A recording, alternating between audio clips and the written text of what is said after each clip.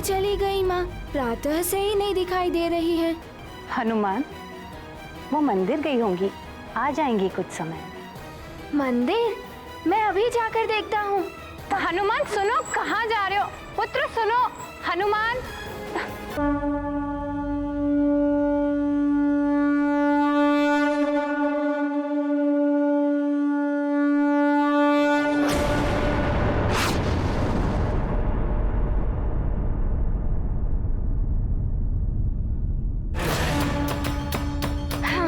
अरे युवराज हनुमान यहाँ? मंदिर में? प्रणाम युवराज। प्रणाम युवराज। प्रणाम युवराज। प्रणाम युवराज। प्रणाम ललिता अम्बे।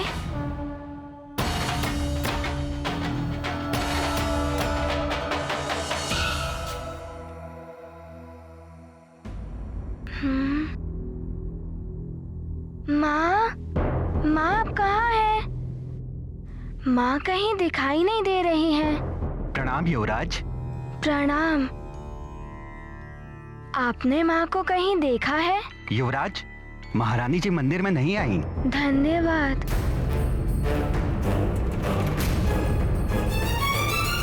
माँ तो भवन में भी नहीं थी और मंदिर में भी नहीं है।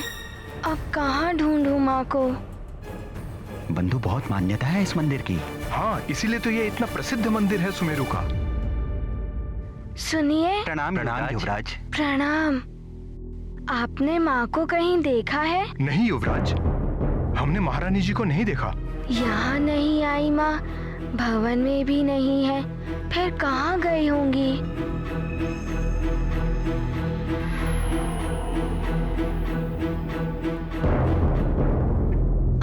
सुनिए, क्या आपने माँ को कहीं देखा है कि वो कहाँ है? नहीं युवराज, मैंने नहीं देखा। प्रणाम।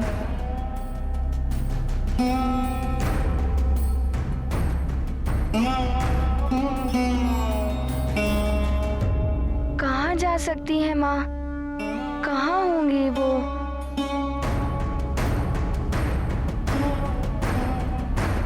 अब कहाँ ढूंढूं उन्हें?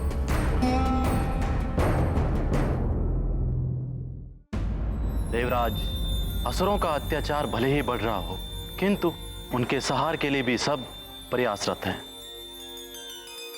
पृथ्वी लोक पर राजाओं की सभा हुई।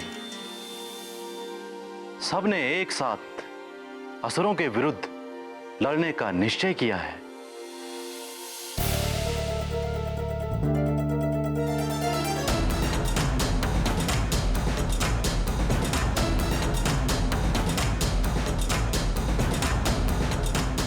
क्या हुआ उर्वशी? तुम एकाएक यहाँ, कोई विशेष कारण? पुंजिक स्थला आपका, स्वर्ग का और स्वर्ग के वासियों का अपमान करने पर तुली हुई है। क्या उसे स्वर्ग के नियमों का कोई भय नहीं? उर्वशी, स्वर्ग के नियमों का पालन करके ही तो पुंजिक स्थला स्वर्ग वापस आई है। किंतु वो जी तो अभी भी सुमेरु के ही ध्यान में रही है। अभी भी वो संसार के नश्वर बंधनों के मोह में पड़ी हुई है। स्वर्ग को तो वो तुच्छ समझती है। ये स्वर्ग का और हम सब का अपमान है देवराज। उर्वशी, पुंजिक स्थला अभी अभी अपना परिवार छोड़कर आई है। उन संबंधों की स्मृतियों को भुलाने में उसे कुछ समय तो लगेगा ही ना। किंतु एक दिन उसे यह आभास हो ही जाएगा कि स्वर्ग में आपसी संबंधों का कोई मूल नहीं है, और तब पुंजिक स्थला सब कुछ भूलकर अपना अप्सरा धर्म अपना लेगी। तो क्या तब तक आप स्वर्ग के नियमों का उल्लंघन होते देखते रहेंगे और आपके साथ हम सब भी अनर्थ देखते रहे? नहीं उर्वशी, ऐसा कदापि नहीं हो सकता। स्वर्ग के नियमों का पालन सबको करना पड़ेगा। यहां मेरे नियम चलते हैं और वो सबको मानने ही होंगे। देवराज, स्वर्गलोक में किसी को विवश नहीं किया जा सकता। सबको अपना जीवन अपनी इच्छा से बिताने का अधिकार है। और पुंजिक स्थला तो हनुमान की मां है।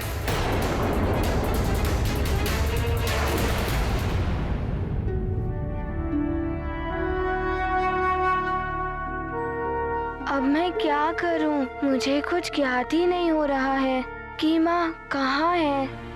कुछ समझ ही नहीं आ रहा है कि क्या करूं। माँ, माँ आप कहाँ हैं? अब कहाँ ढूंढूं माँ को?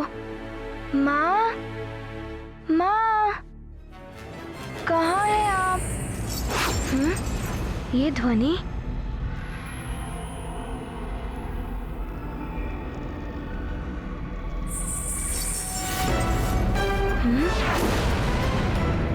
फिर वही ध्वनि?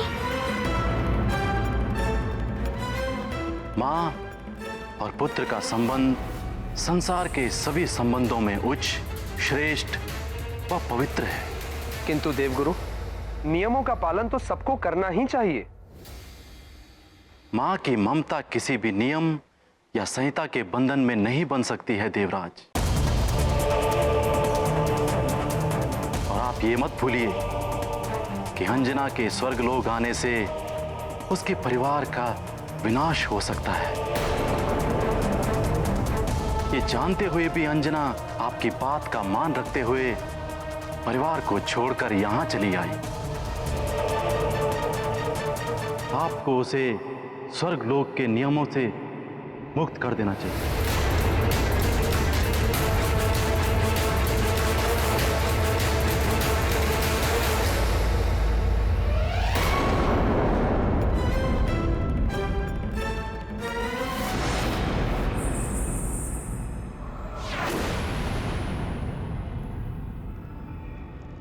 कहीं ये माँ तो नहीं?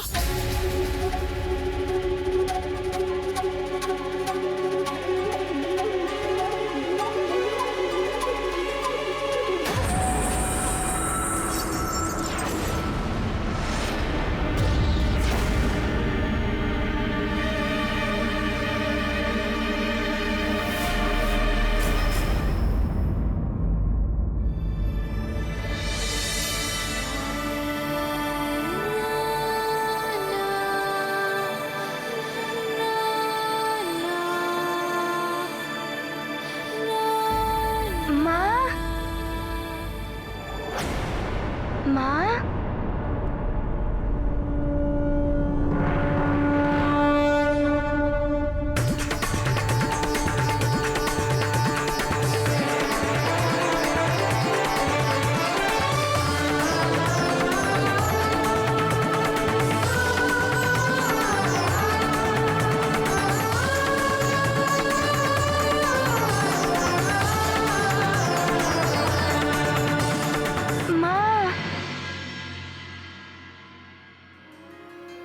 आप यहाँ हैं? मैंने आपको कहाँ कहाँ नहीं ढूंढा। आपको तो ज्ञात ही है ना कि मैं आपके बिना नहीं रह सकता। मुझे सब ज्ञात है मेरे लाल, किंतु मैं तो यहाँ तुम्हारे लिए ही आई थी। मेरे लिए? किंतु क्यों माँ? तुम्हारे लिए ये रुद्राक्ष लाने के लिए।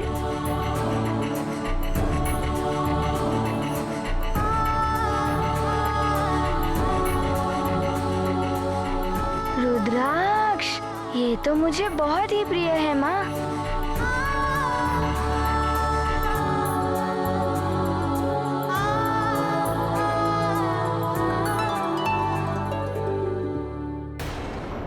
ये हनुमान भी ना एकाएक चला गया, ठीक से कुछ खाया भी नहीं।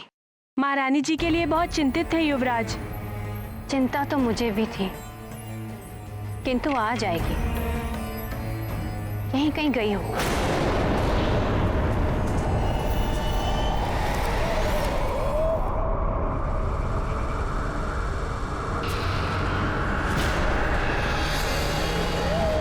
आ गई महारानी जी।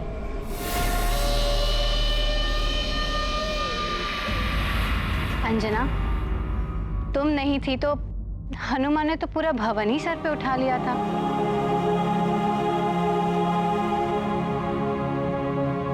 कहाँ चली गई थी तुम प्रातः से? माँ, मैं तिलेश्वर मंदिर गई थी।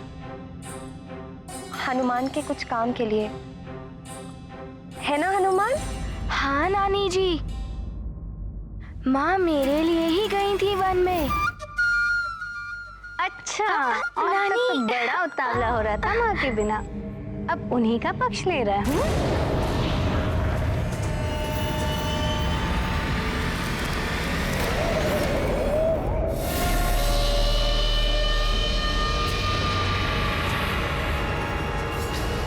रुको अंजना,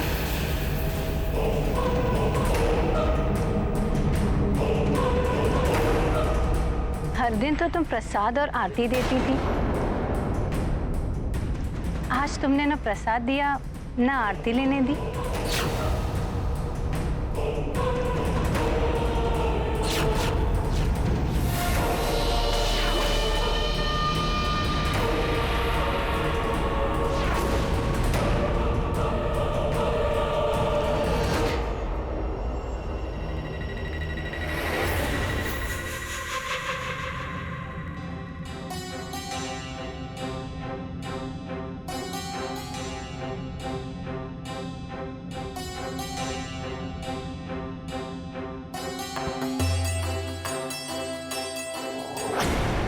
अंजना, तुम्हें क्या हुआ है? आज तुम आशीर्वाद लेना भी भूल गई।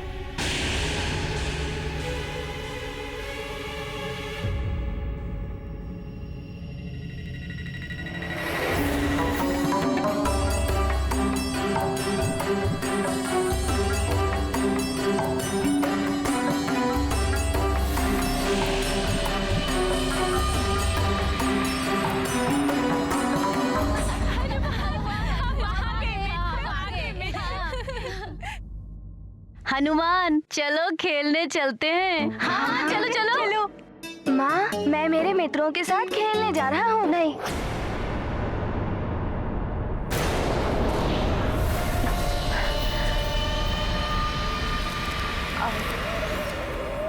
आज हनुमान खेलने नहीं आएगा, तुम सब जाओ। आज हनुमान अपनी माँ के साथ ही रहेगा।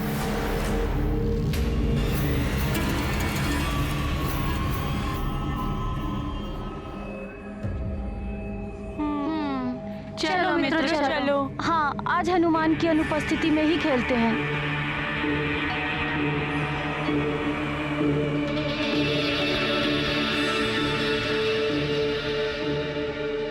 ये आज माँ को क्या हो गया है? पहले तो कभी माँ ने ऐसा नहीं किया। मुझे बाहर नहीं जाने देती थी तो मेरे मित्रों को भी यहीं खेलने के लिए कह देती थी, परंतु आज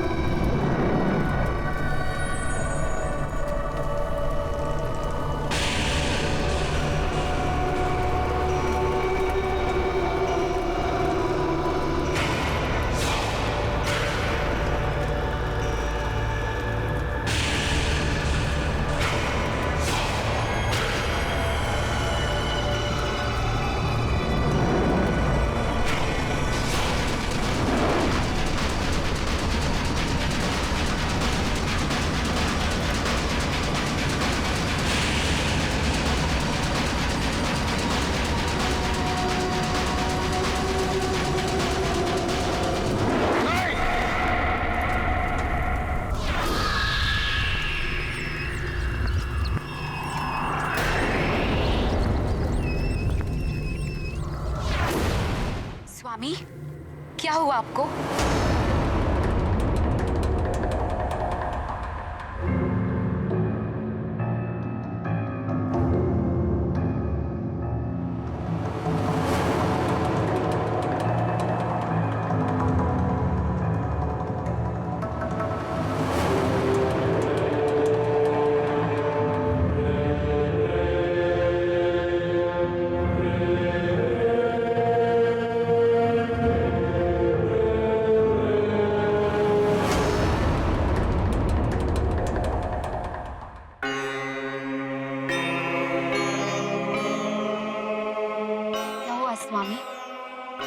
का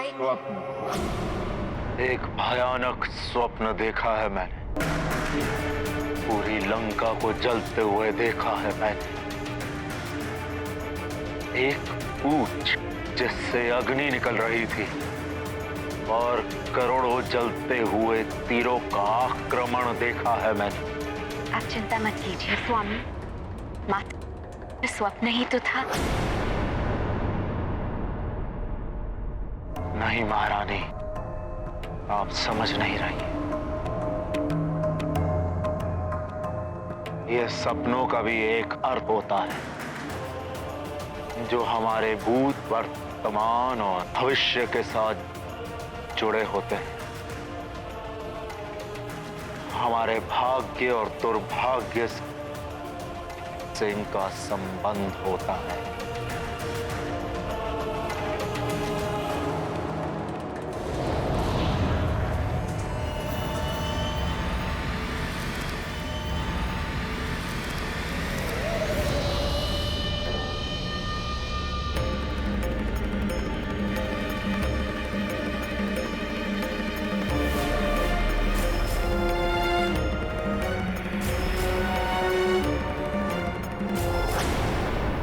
अरे वाह, आज तो हमारा हनुमान स्वयं ही सचेत हो गया। हाँ नानी, माँ किसी कार्य में व्यस्त थी ना, इसीलिए मैं आज भी स्वयं सज्जित हो गया। अब हमारा हनुमान बड़ा जो हो गया है।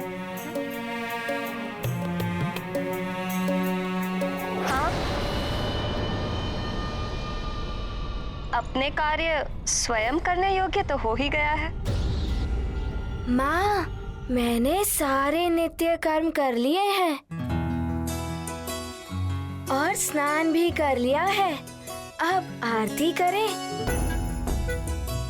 महारानी जी की जय हो। महारानी जी, महाराज केसरी आ चुके हैं। पिताश्री, माँ हम पिताश्री के पास चलें? हाँ चलेंगे, पहले आरती तो कर ले।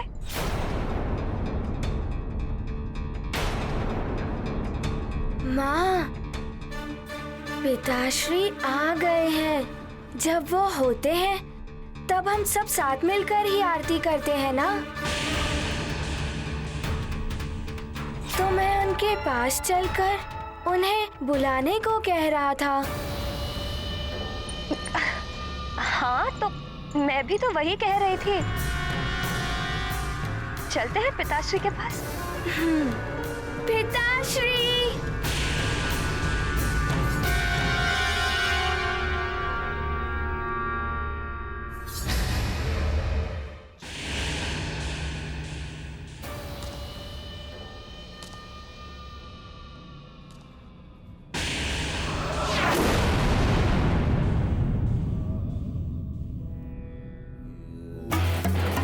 मेरी तंत्र गुफा की योगिनी प्रकट हो।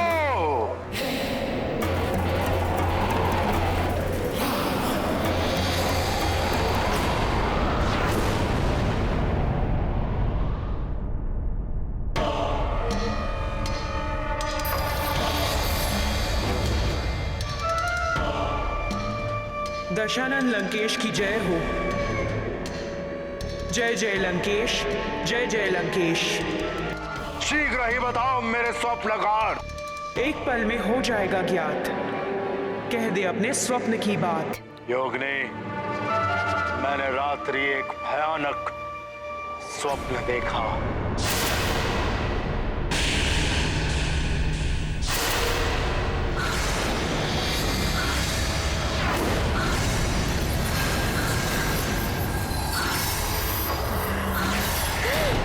शीघ्र उत्तर दो।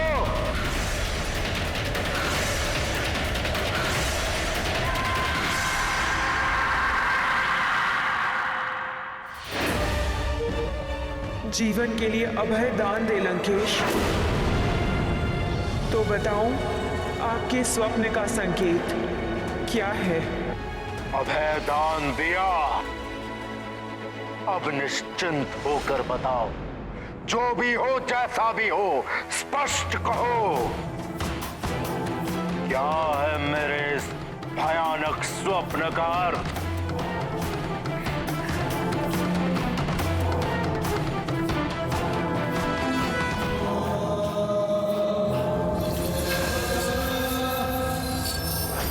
चलता हुआ अग्नि बाण, काल का अचूक बाण। इस काल बाण से हो जाओ सावधान, जो बढ़ रहा है लंका और लंकेश की ओर। रहो काल से बच के। बंद करो ये प्रलाप। लगता है तुम्हारी स्वप्न दृष्टा सिद्धि नष्ट हो गई है। क्षमा करे लंकेश, स्वप्न का यही अर्थ है। आज तक काल के बाण से कोई नहीं बच पाया है दशानन। काल को तो अब बचना होगा मुझसे। काल बाण छीन लूंगा मैं उससे। आज ही काल के यमलोक पर